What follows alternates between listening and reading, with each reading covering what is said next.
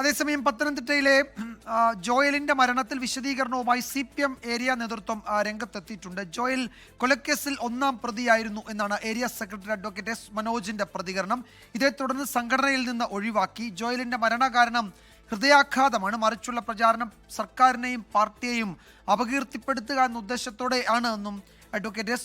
മനോജ് പറഞ്ഞു.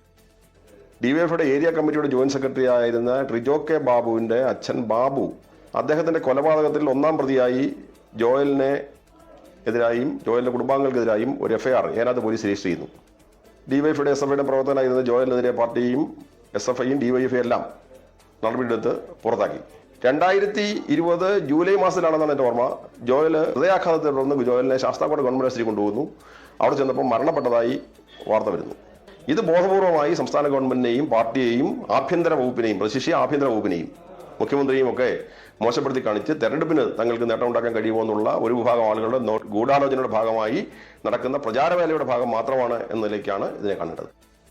ലോകത്തെവിടെയായാലും ഏത് സമയത്തും 24 വാർത്തകളും ഓഗ്മെന്റഡ് റിയാലിറ്റി പാക്കേജുകളും എക്സ്പ്ലെയിനറുകളും വിശദമായി കാണാൻ ഞങ്ങളുടെ YouTube ചാനൽ നിങ്ങൾക്ക് സബ്സ്ക്രൈബ് ചെയ്യാം.